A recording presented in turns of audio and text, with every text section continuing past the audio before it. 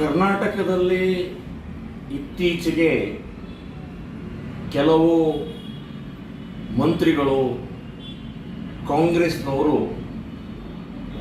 RSSನ ಸಂಬಂಧಪಟ್ಟ ಹಾಗೆ ಅವಹೇಳನಕಾರಿ ಮಾತನ್ನು ಮಾತನಾಡ್ತಾ ಇದ್ದಾರೆ. RSSಗೆ 100 ವರ್ಷ ಆಯಿತು. 100 ವರ್ಷದಿಂದ ನಿರಂತರವಾಗಿ ಬೆಳೀತಾನೇ ಇದೆ ಮತ್ತು ಇವತ್ತಿಗೂ ಜೀವಂತವಾಗಿದೆ. RSS ಅನ್ನುವಂಥದ್ದು ಒಂದು ಸಂಸ್ಥೆ ಅಲ್ಲ, ಒಂದು ಸಿದ್ಧಾಂತ. ದೇಶಭಕ್ತಿ ಅನ್ನುವಂಥದ್ದೇ ಅದರ ಗುಣ.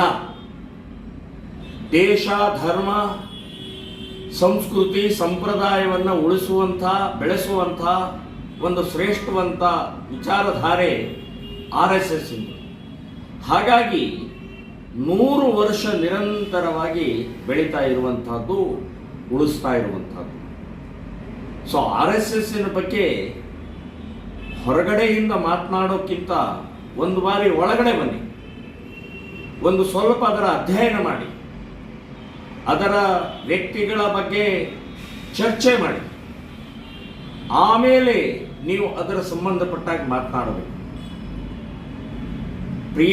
ಮಾನ್ಯ ಪ್ರಿಯಾಂಕಾ ಖರ್ಗೆ ಅವರು ಬ್ಯಾನ್ ಮಾಡ್ತೀನಿ, ನಮ್ಮ ಸೆಂಟ್ರಲ್ ಗೌರ್ಮೆಂಟ್ನಲ್ಲಿ ಕಾಂಗ್ರೆಸ್ ಸರ್ಕಾರ ಬಂದರೆ ಮೊದಲೇ ಕೆಲಸ ನಾವು RSS ಅನ್ನು ಬ್ಯಾನ್ ಮಾಡ್ತೀವಿ ಅಂತ. ಸ್ವಾಮಿ, ನೀವು ಏನು ಮಾತಾಡ್ತಾ ಇದ್ದೀರಿ ಅಂತನ್ನುವಂಥದ್ದು ನಿಮಗೆ ಸ್ವಲ್ಪ ಪ್ರಜ್ಞೆ ಇರಬೇಕು. ನಿಮಗೆ ತಾಕತ್ತಿದ್ರೆ RSS ಬ್ಯಾನ್ ಮಾಡಿ ತೋರಿಸಿ. ಮೊದಲೇದು, ಇನ್ನು ಜನ್ಮದಲ್ಲೂ ಕೂಡ ಕೇಂದ್ರದಲ್ಲಿ ಕಾಂಗ್ರೆಸ್ ಸರ್ಕಾರ ಬರೋಲ್ಲ. ಸೊ ನೀವು ಬ್ಯಾನ್ ಮಾಡಕ್ಕೆ ಸಾಧ್ಯನೇ ಇಲ್ಲ. ಇಲ್ಲಿ ಕಾಂಗ್ರೆಸ್ ಇದೆ, ಇವತ್ತು ಕರ್ನಾಟಕದಲ್ಲಿ ಕಾಂಗ್ರೆಸ್ ಇದೆ. ಆಯ್ತು, ಕರ್ನಾಟಕದಲ್ಲಿರುವಂತ ಕಾಂಗ್ರೆಸ್ ಸರ್ಕಾರ RSS ಅನ್ನ ಬ್ಯಾನ್ ಮಾಡಲಿ ನೋಡೋಣ.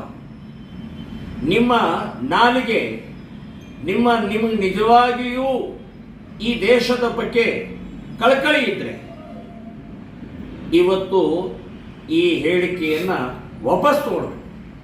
ದೇಶಭಕ್ತ ಲಕ್ಷಾಂತರ ಕೋಟ್ಯಾಂತರ ಜನ ಇವತ್ತು ಈ ದೇಶದಲ್ಲಿ ಹಿಂದೂ ಒಟ್ಟಾಗಿ ಏಕತೆ ಸಮಾನತೆ ಬೀರುವಂತಹ ಸಿದ್ಧಾಂತವನ್ನ ಬ್ಯಾನ್ ಮಾಡ್ತೀನಿ ಅಂತನ್ನುವಂಥವ್ರು, ನೀವು ಅಂಬೇಡ್ಕರ್ ಬ್ಯಾನ್ ಮಾಡಿದ ಹಾಗೆ, ಸಂವಿಧಾನ ಬ್ಯಾನ್ ಮಾಡಿದ ಹಾಗೆ, ಸ್ವಾತಂತ್ರ್ಯವನ್ನು ಬ್ಯಾನ್ ಮಾಡಿದ ಹಾಗೆ.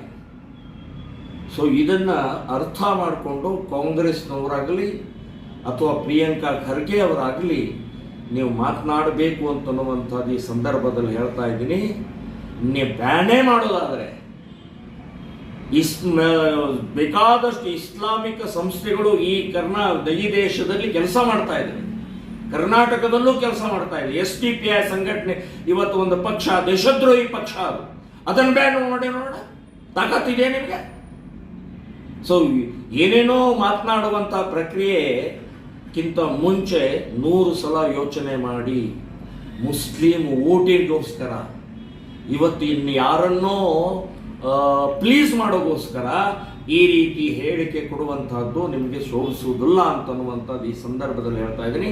ವಾಪಸ್ ತಗೊಳ್ಬೇಕು ನಿಮ್ಮ ಹೇಳಿಕೆಯನ್ನ ಅಂತನ್ನುವಂಥ ಈ ಸಂದರ್ಭದಲ್ಲಿ ಹೇಳ್ತಾ ಇದ್ದೀನಿ.